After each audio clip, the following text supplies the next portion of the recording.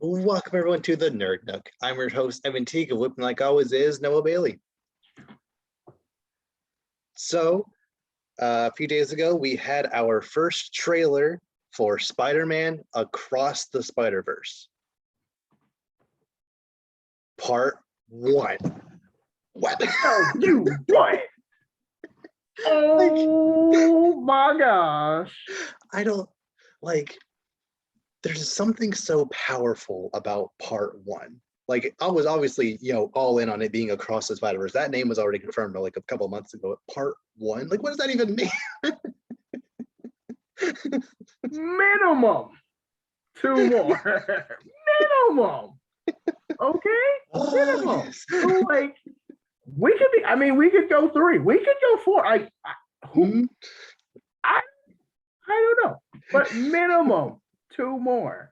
I'm speechless. I love it. I don't It's take one my thing money. when the original title for Infinity War was Infinity War Part 1, so we just assumed it'd be Infinity War Part 2. And then they changed it to Infinity War then Endgame, which is fine. But like, this is, especially since like we knew there would be more Marvel stuff, so it wasn't like a big surprise. But like, they're committing to at least 2 more of these. Like, Minimum.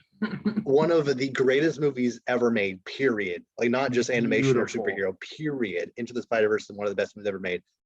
They're like, we need to make 2 more of these at least. They do though. They owe it. Because like, again, this movie, like, we don't talk, like, I don't think this movie is nearly talked about, but this movie has so much going for it. Like, just the sound, the soundtrack, the like actual sound, like things, that alone is like a 2-hour podcast.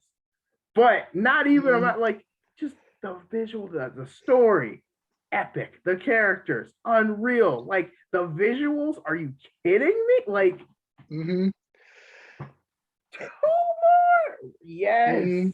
I'm so excited. Just like you said, the score of Into the Spider-Verse is so good. Like, just the Miles's theme when he was like going through those rings, just and there was something so satisfying about Miles is doing his thing, and then out of nowhere, Spider-Man 2099 is coming from downtown across the other dimension, just taking them. Like, that's what I love about it. It looks straight out of like a comic book, straight out like it looks exactly how it would look on the page on the screen. It's beautiful, right down to the crazy vibrant colors.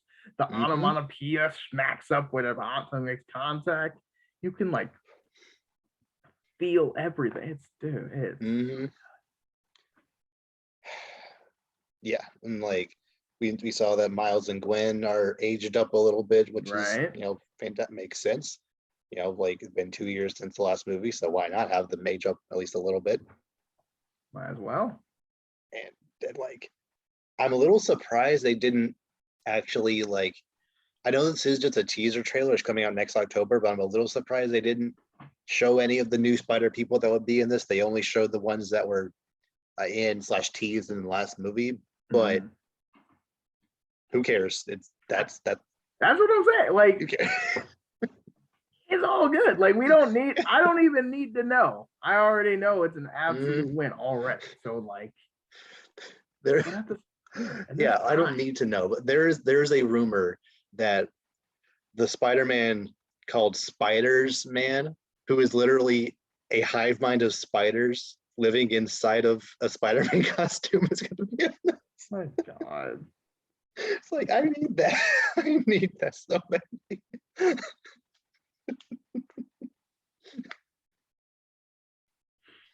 Oh, the possibilities are absolutely endless with this, because especially with like, all the Spider-Man, the media right now, obviously the new movie's coming out, the new game's going to be out 2023. So like, there's a lot of there's so much I could do with this, and they could just build off the last one, which ended very well, but easily it was like, a sequel, obviously. So again, like, I'm so excited. I love these movies. Yes. Like it when we do our top 10 most anticipated things in 2022, I cannot think of anything that could possibly top that right now. Bold words. That I'm gonna say bold words, but it's like you calling it already. like I know usually Pokemon thing is number one, but Across the Spider-Verse Part 1, come on. I don't know. We'll see. We'll see. Speaking of interdimensional Spider-Man movies, kind of. So it's been heavily rumored that Charlie Cox is going to show up in some capacity in No Way Home. Kevin Feige went ahead and confirmed, Charlie Cox, he's going to be Daredevil in the future. He didn't confirm what project Charlie Cox is coming back for as Matt Murdock, but he's like, yeah, he's going to be the MCU Daredevil. I'm like, good. Nice.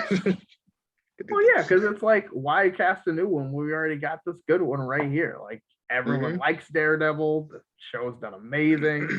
That's great. It's like, yeah, sure. Why not? Why, there's no reason not to. It's not broken, so why fix it? Yeah. And there's been rumors that Jessica Jones will show up in She-Hulk. Rumors that Punisher is going to show up in one show in the future. Like, if we just got the same guy from the Punisher show again, he looked and acted the part perfectly. So sure, they could recast Iron Fist. I wouldn't really care about that one. I know that actor is fine, but I mean, he was definitely the weakest link of the Defenders. Obviously, yes. No, if they had to, Luke Cage was fantastic, but yeah. Yeah, but no, if they had to drop one, I think Iron Fist kind of knows, okay, guys, it's been a good run. But no, I think that's awesome. Yeah, if he showed up in Shang-Chi 2 or something, which also got confirmed recently. Yeah. In his actual outfit, which he didn't have in the show, to my knowledge. I never saw it. Didn't bother. Again, we know that Charlie Cox will show up at some capacity in No Way Home. I think it's just going to be him as Matt Murdock, as Spider-Man's lawyer. He won't actually be Daredevil per se, but that'll be his first entry into MCU. Yeah, just a little something to get him established, and then he'll come. We'll forget. He'll be a while. We'll forget about it. He comes back. Oh snap! There's something. Yeah. Yep. And if you've been keeping up with the Hawkeye, it's basically everything is pointing to Kingpin showing up next episode. So I hope. I mean, this is pretty much confirmed. It's going to be the same Kingpin from that show, and that Kingpin was about as good as you can do as far as live action Kingpin goes. So he was a giant human. Yeah, obviously not as rotund as the one from Into the Spider-Verse, but yeah, it's impossible for. Well, yeah, I mean, he's basically a building, so that's not really fair. But 6.5 foot tall, strong dude. It's good enough. Yeah, I just love how Into the Spider-Verse, he's it's not even for dramatic effect when they're it's he's actually that big and everyone else is just regular size. There are several images of there are several shots of just his head across a black background, and the black background is the rest of his body. He is just an entire planet. I love it. Wow. He's big, but also it is the Kingpin, so I get it. Yeah. And again, that's part of the reason why I've always said animation is the ideal medium for Spider-Man or for superheroes in general. It's you can't do Kingpin to the extent he is in the comics in live action. Mm-hmm. I've always never really believed Superman, in live action to the extent that, for what he does in the comics. Same with Batman. I've always felt like comics and animation just allow these characters to do more than live action can let them do. Yes. So hopefully, I really hope Into the Spider-Verse continues, or I guess Across the Spider-Verse now, hopefully if that continues to do fantastic, hopefully that kind of wakes DC and other Marvel properties up, be like, hey, we should probably make theatrical animated movies too. Like, I think that could be like fun. could you imagine if they did that again? Like like just imagine, like with the amount of love that they put into this part. Can you imagine like a Batman movie with that much love? And like, bro, I would probably cry. Yes. Like Long Halloween is good, but like, and other DC animated movies are good, but they're not theatrical level. Like they're Right. clearly a budget to them. If they just go balls to the wall, like all the entire DC Studios budget, make a Superman Doomsday movie, do it. Like, okay, why not? Make it look amazing and like get the best, get the good voice actors, get like, yeah, just make it and go. Like, if only. Yes. But yes. hey. Like even like live action what if quality stuff from the MCU could be really cool. Yeah. Because again, I think that's really cool too. Because again, what if it was like, it was obviously very animated, but it was also like you could very easily imagine how it looked in the MCU because you have seen those characters. So it's like if you want to do that with DC or you want to do that with something else, Star Wars, whatever, like it can work. Yeah. Speaking of Star Wars, I would honestly really appreciate them having a second go at a theatrical Clone Wars movie because the first one wasn't very good. So why not, try again? I mean, just do the last 4 episodes of season 7. That was pretty much. It was kind of yeah. They could have done it because they even did the big like theater opening credits and everything. So like it was basically a movie. Yeah, and like each episode led directly into the next one, so it was one long continuous story.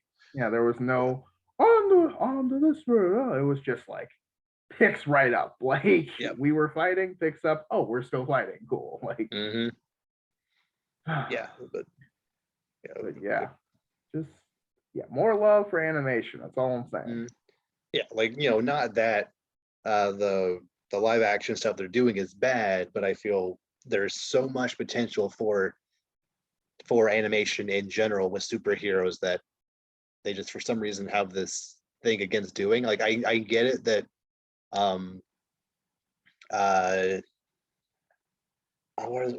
Miller and the Lego movie guys who are making the Spider-Verse. Miller and oh dear. Oh well, it's fine. Those guys. Like I know they're just geniuses when it comes to the animated medium in general, but like surely DC has somebody, surely Marvel can find someone else or whoever can find people of that quality to make stuff for them. Like Bill Lord and Chris Miller. Yes. What you're looking for. Yeah. But yeah, you definitely could because I don't. Maybe not to like, but like on that like esque level, etc. Because that is serious.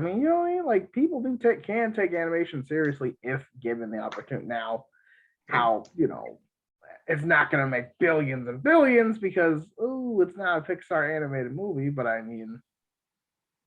if you make that the new status quo, I think you could change the narrative.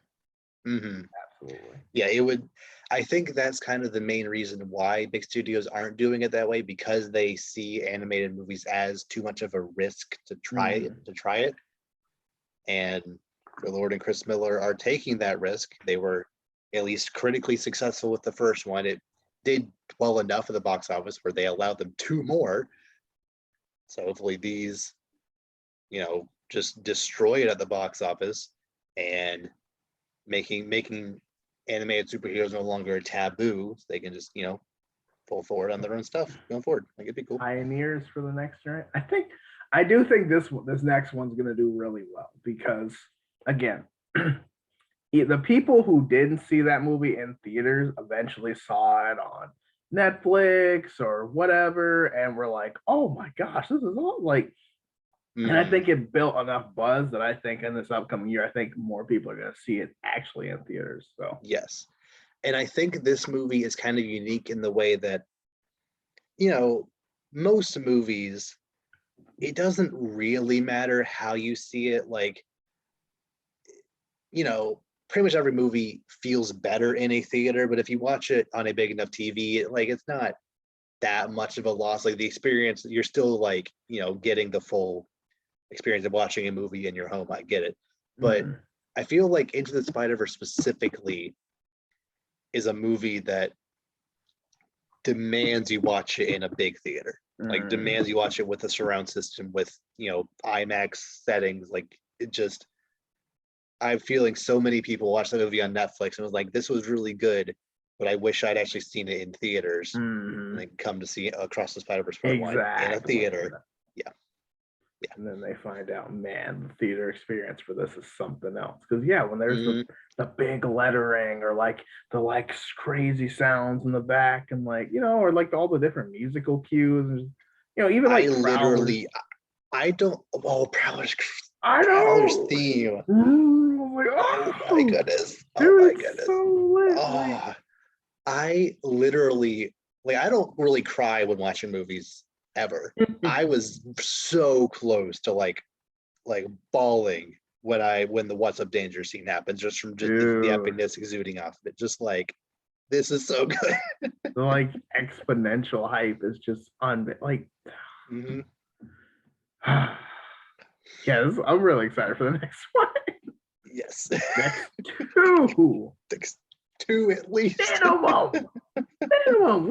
Imagine watching the second one and then it ends on a cliffhanger and it's like, what do you think? And part 3 is like, everyone loses their freaking mind. Like, if only. Yeah.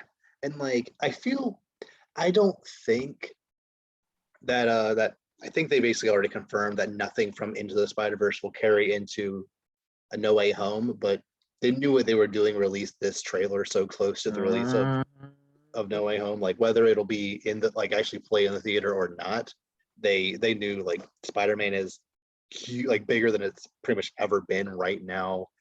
Multiverse is a big deal, whether in Marvel, but especially Spider-Man specifically. So we need to drop this now. People know this is happening. No Way Home is going to be a big deal, but this is coming in the future. Don't forget about it. Yeah, it's like, if you're gonna love this, but you'll probably love this too. Yeah, because again, it's kind of more spider people. And also Haley Steinfeld voices Gwen, and Hawkeye is happening. That is right. That is right. Yeah, that is right. I totally forgot about that. Which is funny. But yeah, just so exciting. Yep. Yeah, Charlie Cox showing up in Spider-Man 3 is gonna be good. Wait, weren't we talking about Into the Spider-Verse?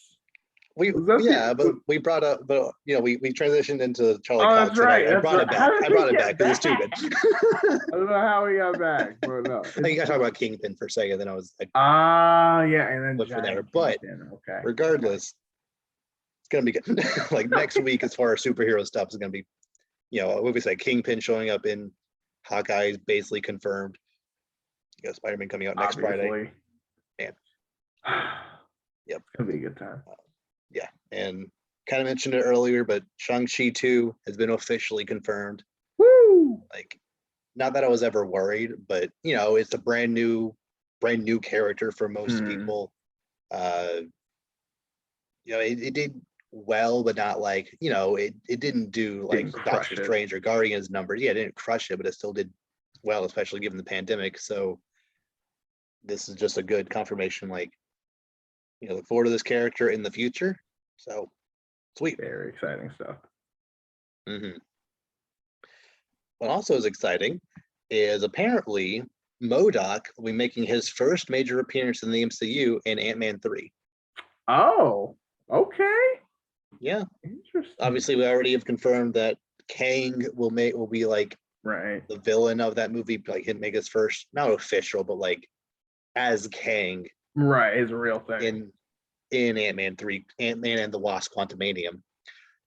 But apparently MODOK will also be around. So Noted. yeah. AIM is one of those organizations that I feel has been kind of underutilized and almost like misused to an extent in the MCU, because it was the AIM organization was technically around in Iron Man 3, but it was just like a weird front for the fake Mandarin. So like that didn't really, Or was that? I don't know, that just didn't, Yeah. it wasn't really what it could have been. And like I like that movie a lot, but it had a lot of different ideas that I think could have been expanded on in different movies. But regardless, if AIM does, and plus AIM has always been like more so like a Hank Pym Ant-Man villain anyway, so them being in Ant-Man 3, you know, with MODOK kind of like being their creation, I think makes a lot of sense. Yeah. I don't know how Kang will be involved, but whatever. Like I'm sure there's some way they'll make it all work, but it's gonna be weird. Yes. Plus, I just love MODOK as a character. he's just so weird. Yeah, I was like, it's just an odd thing. Yeah, But and there was actually a rumor a couple weeks ago that Jim Carrey was in talks to being in the MCU, and like kind of tied to that was him possibly being MODOK. that I could see that, but that would that'd be ideal. That would be ideal, but that would also be oh man. Like if they do that though, that's intense. Like just imagine just like Jim Carrey's face like that. Oh man. Yes, I can. Absolutely. I know. That's what worries me because it's like I see it. And it's like, oh man. But also, I mean, Jim Carrey is usually a win. So yeah, like Ant-Man and the Wasp is definitely one of the weaker MCU movies. I'm hoping Ant-Man 3, like, you know, takes it up to the absolute limit, shows you like this is what an Ant-Man movie can be. Like, you know, the first one was like a heist movie. I always appreciate when MCU movies are in the superhero genre, but kind of try to do their own thing, you know, Winter Soldier being a spy thriller, etc. But Ant-Man and the Wasp was just kind of there as basically as filler. And because Ghost hasn't come back yet, Lawrence Fishburne's character hasn't come back for anything. So like that movie just kind of exists just to like show how Ant-Man got into the quantum realm, which you could have just kind of explained away as like, oh, we were doing experiments and I got stuck there. He didn't need that movie to exist really. yeah, but why make a $800 million? Not it only make made 800 around 600 million, I think. 600 million. Dang, never mind. Sheesh. Yeah, a little more than the first one, but still not fantastic. But still, I mean, for Ant-Man level, that's not bad. But like, yeah, but I mean, why a $600 million excuse versus just a quick write-in? I think they but mathematically makes sense. Ant-Man 3 is looking like it's actually going to matter and be hopefully be pretty good. So yeah, I mean they're definitely. I mean, if this whole MODOK thing is like they're definitely pushing the envelope with stuff. Like this isn't gonna just be a little like, oh cool, stuff is small now it's big. It's gonna be like, oh my god. yeah, which speaking on that, something that I feel the MCU in general has been sorely missing is subtle interactions between heroes that like the other superhero isn't necessarily there, but like their influence in this other project is there. Like in episode 3 of Hawkeye shot a Pym arrow, which is such a cool concept. Yes. Like pretty OP. Ant-Man wasn't mentioned in the movie at all. He wasn't mentioned in the show up to that point at all. He just casually had an arrow that can make things grow. Like fantastic. I want more stuff like that in the MCU. Yeah. It's so casual too. She's like, yeah, it's like doing. I was like, what? Oh no! So I saw it and I was like, "What is he gonna?" It's giant. Yep. Like, oh my god! But yeah, like, yeah, I do like when like, because again, like my brother always says, like, if they're all in New York, how does no one overlap? Exactly. Which is so true because it's like there's at this point there's all these heroes here, but at the same time it's like we want to keep the worlds kind of separate unless it's like because then it doesn't really make a team up movie. But like you said, like subtle interactions, like Doctor Strange with Thor, or like Mhm. just like I'm in your movie for 5 minutes, but not like a Yeah. long. Like just random cameos, but like have them be like just in the middle of the movie, just like a random cameo for 5 minutes with someone. Mhm. Or Which like if yeah something, makes sense. yeah, or like if something big happens, other people should go up. It's like, okay, no, I got this. We'll confirm. It's like, does anyone know what's going on? Yeah, this is just me. I'm leading. I'm like halfway through a villain on this. Like, yeah, you need help? Nah, we got it. Okay, cool. And they go do Mhm. their thing. I don't know. That would be kind of cool, especially with like the Avengers kind of have been full scale for a while now. So like, Mhm. I feel like that would be Yeah. acceptable. Yeah, that kind of reminds me of the only good scene in in Marvel's Avengers Assemble. That kind of really bad CGI Marvel Avengers show from 2013. I watched 6 episodes and hard quit. The only Oof. good scene is like the opening scene of that movie, of that show, where Iron Man is like, he's just sitting in his room. He's like watching. He has these surveillance videos of a bunch of different Avengers. Like, let's see what these other Avengers are up to. It's like, oh, Black Widow and Hawkeye are, fighting fighting this random guy. Hulk is over there smashing like always.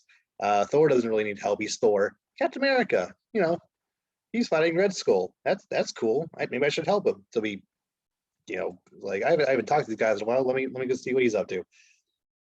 And then he gets worse from there. But like just that little thing of like, we're like the Avengers had broken up, but he still like keeps an eye on them. They're still doing Avenger things just on their own. Right. Like that's pretty cool.